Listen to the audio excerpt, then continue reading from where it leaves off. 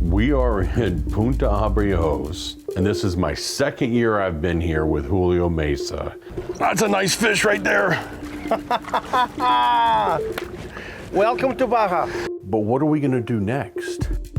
We're gonna go down and wreck them in Mag Bay for hopefully one of the sickest striped marlin bites I've ever seen. After a couple days of grouper fishing, Julio and I decided we're gonna make that run down to Mag Bay. And we're gonna go see if we can get on this striped marlin bite that people are talking about. Are those all marlin? Yeah, right here. All marlin, all marlin, all marlin, all marlin.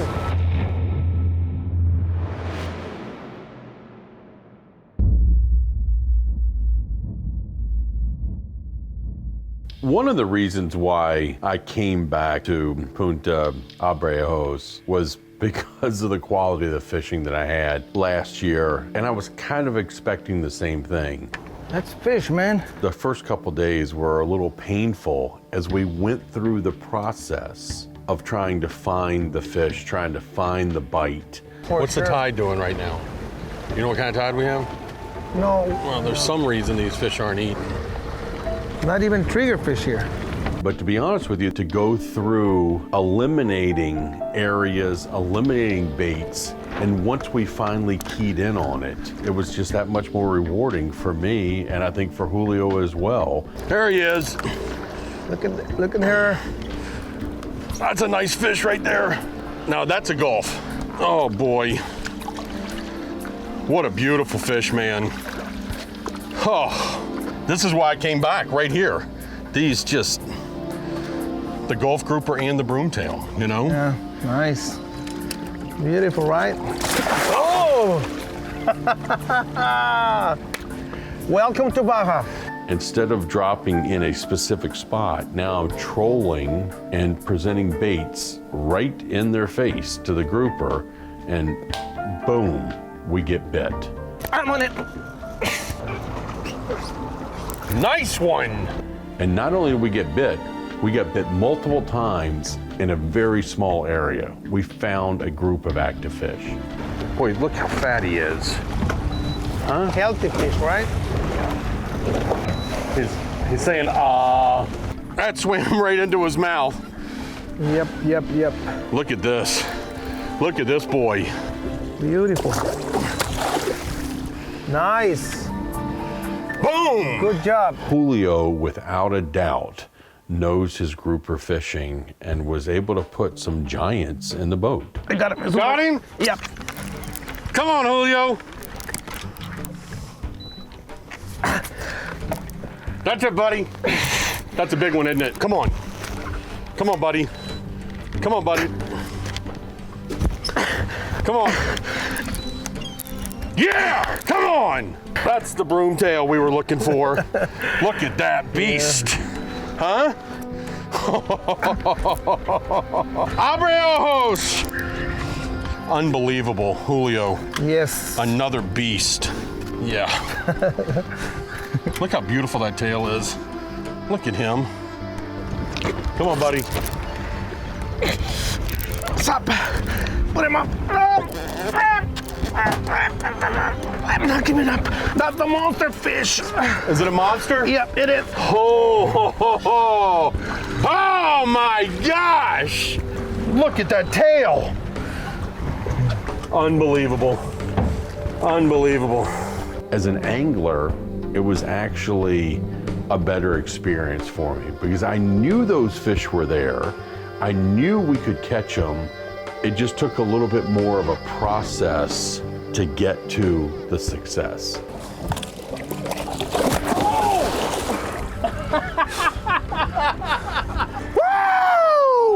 Yeah, baby!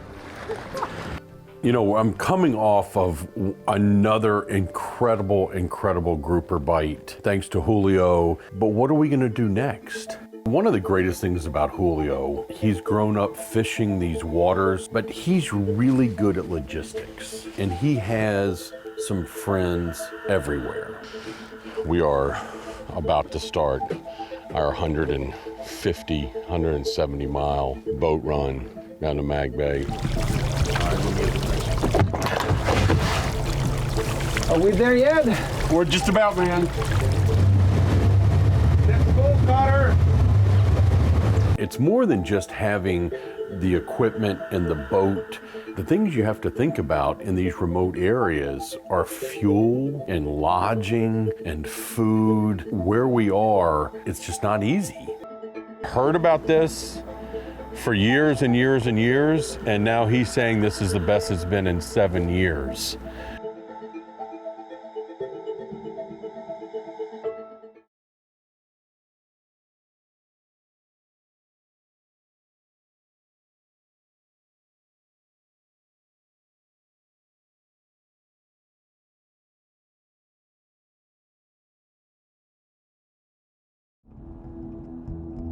The Obsession of Carter Andrews is brought to you by Yeti Coolers, built for the wild. Mercury Marine, go boldly.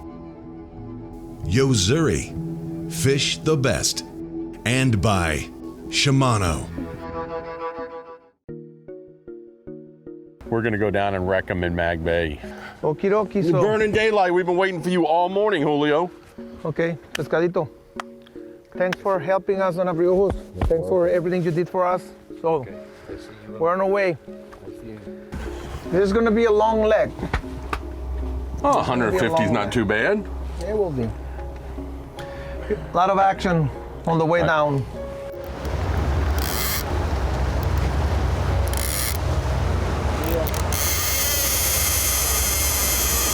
Little pit stop on our way down to Mag Bay right here. It's one of the high spots, one of the many high spots on this ridge. It's amazing the structure that I'm seeing on the way down. And these were some numbers that somebody gave us, and see if we can pick up a wahoo or maybe a couple of tuna. You never know. The striped marlins, our striped marlin grounds are only about 60 miles from us right now. So see if we can't get bit in here. Get some food for dinner tonight. Julio's been feeding us so much steak and lobster. I'd love to have some fish.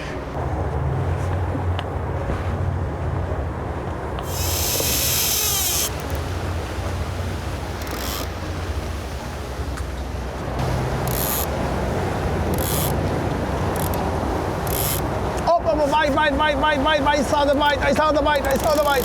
What'd you get? Bite. Wahoo. That took all of 5 minutes.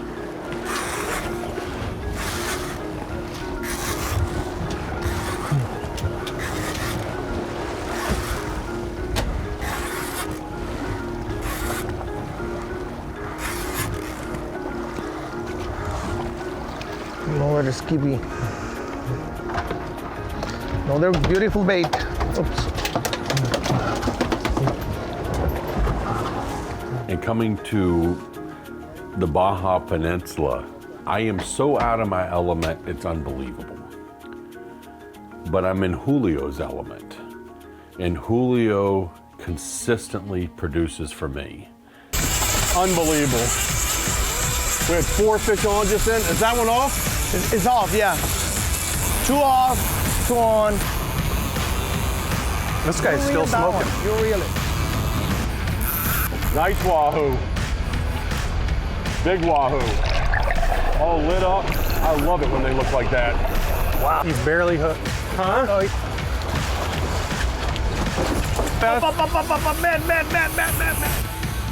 Man. Twice. Double,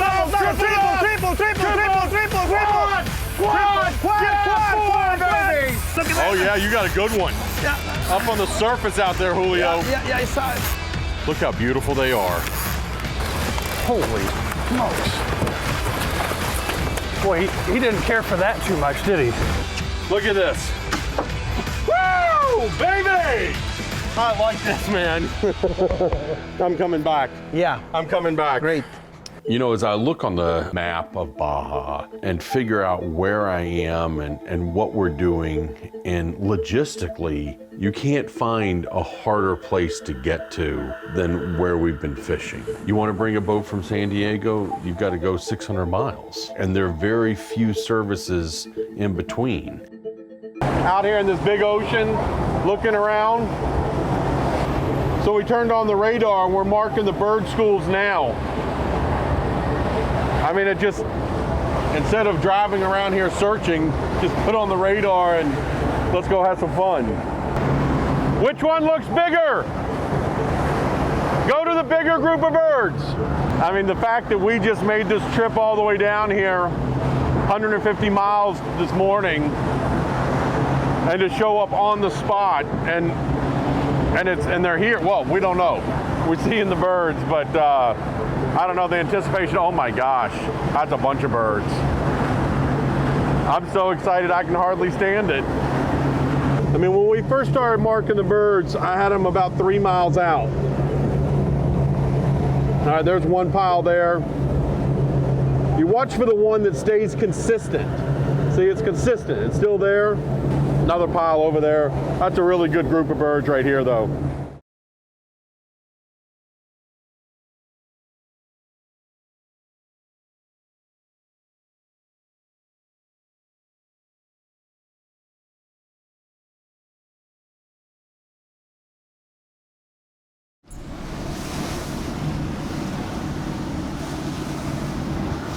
We are taking Julio's boat another 170 miles down to what is being said is the greatest striped marlin bite that's happened in the last 8 to 10 years. We're stuck. What'd you think? Well, I think we just got to find the balls of bait and the fish. Without a doubt, you might be better off up there, Julio, until we actually see them in the water. I mean, there's a lot of activity right here. My point is, do you want me to run over the birds or drive around and look for a ball of bait with striped marlin all over them? I mean, listen, this is the first time I've done this. I made a couple phone calls. Julio made a couple phone calls, and they gave us coordinates to where the striped marlin bite was happening. And we literally ran 150 miles and 30 miles offshore to a spot that we put the radar on looking for bird schools, and within 2 miles from where we stopped the boat, we found hundreds, maybe thousands of striped marlin feeding on bait balls of sardines. Game on. I've been waiting for this day for a long time.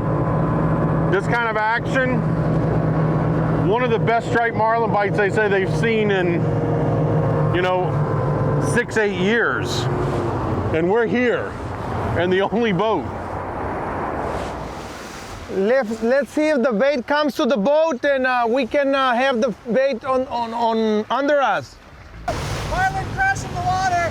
Huh? Marlin crash in the water! Are those all marlin? Yeah, right here. All marlin, all marlin, all marlin, all marlin. Great, look at that, all marlin. Oscar, pitch a bait. Look at that. All marlin. I've gotten a lot of great intel over the years, and it's usually a disappointment. It's not what you're expecting. You get down there and it's not what people are talking about. But this was an exception. And when we got there, it was 10 times what I expected. Like that those 2 frigates on the water over there to the right, picking bait off the top of the water. The only way they're getting bait is if something's forcing it up. Those other birds are diving for it, but see that frigate to the right? I guarantee he's got marlin under him. Yeah. I mean, we pulled into that last pack and there must have been, 12 or 15 striped marlin all lit up, swimming all over the boat. And we just weren't quite ready. I mean, we've been running for 5 hours to get down here. Unfortunately, the baits that we brought down, the live baits, are not so alive anymore. There's the bait ball. Yeah. You gonna cast? Cast. Okay.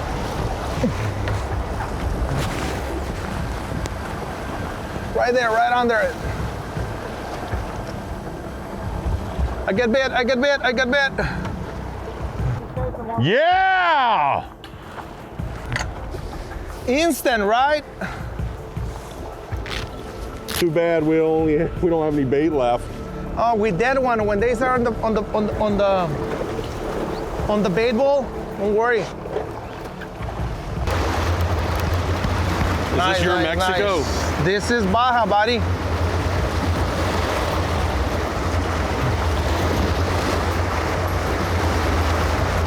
Slow down, Oscar.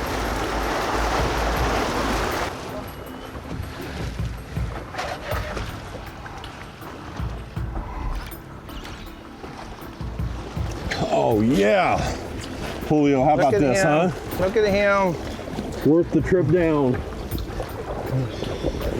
A beautiful striped marlin. ¿Le pusiste círculo, Oscar? Got the hook on this side.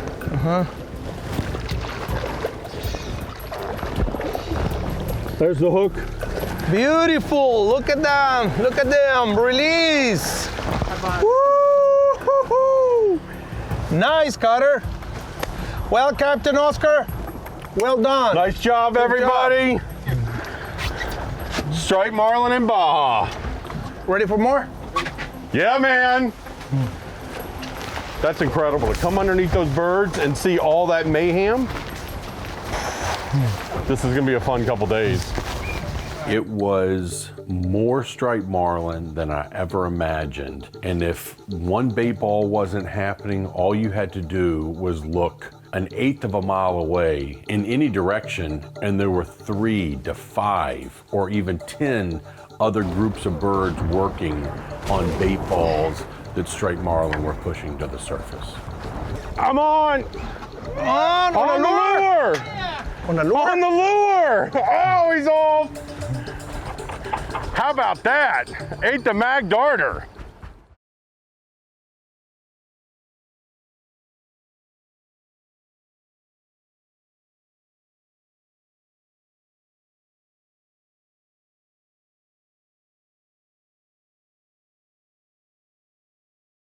The Obsession of Carter Andrews is brought to you by CV Boats. Lead the way. Cuda Fishing Tools. Fierce, tough, proven. Ray Marine. Simply superior. Traeger wood-fired grills. Taste the wood-fire difference. And additional support provided by the following brands.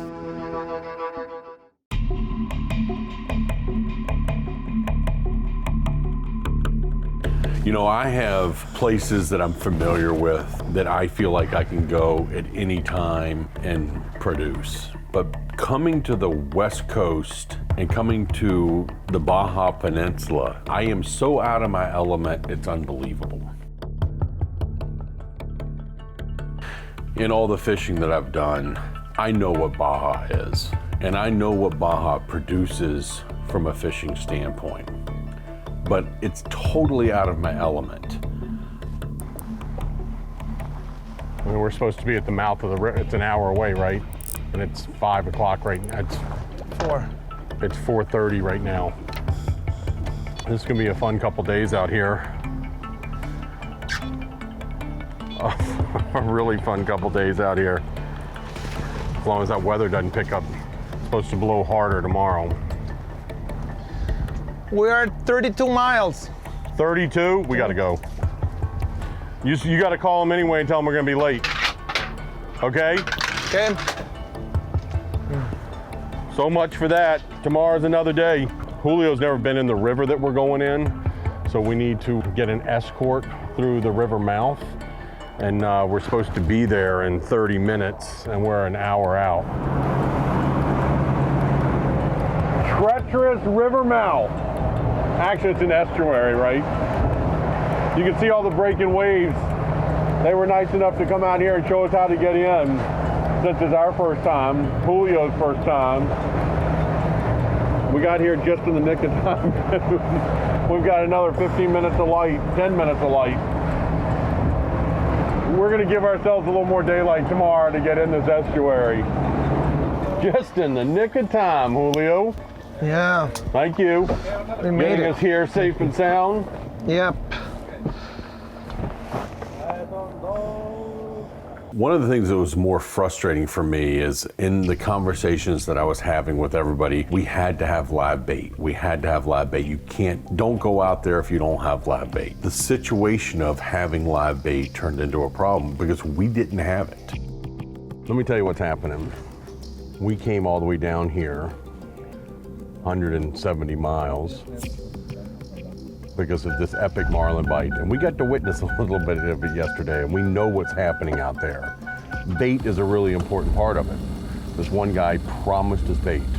Promised, no problem, you can have bait. We get here, he has no bait. So now we're talking about running another 40 miles to get bait, which is 40 miles further away from the fishing grounds. So now we're having to get more fuel so we can compensate for the next 2 days.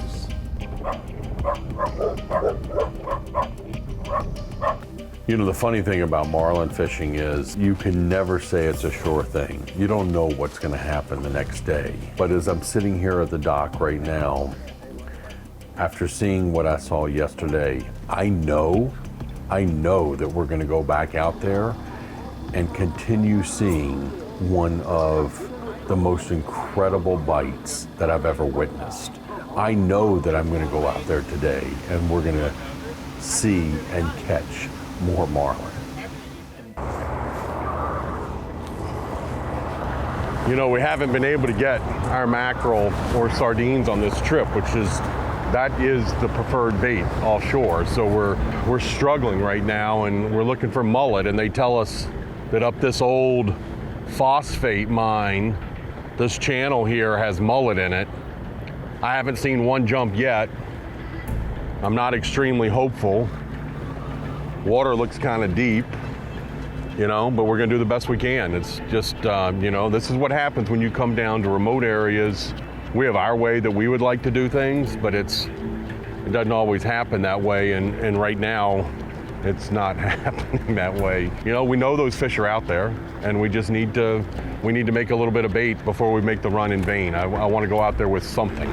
We're making bait at 380 feet of water, so that's deep. Barely getting to the bottom, and I'm loaded. Let me get loaded. I'm loaded already. There's so many places that I would love to have this kind of bait. Holy cow. You're in them. Nice cast. I'm on the hoagie. I mean, it's amazing to get marlin on a lure bite like this. Woohoo! Doubled up in Baja.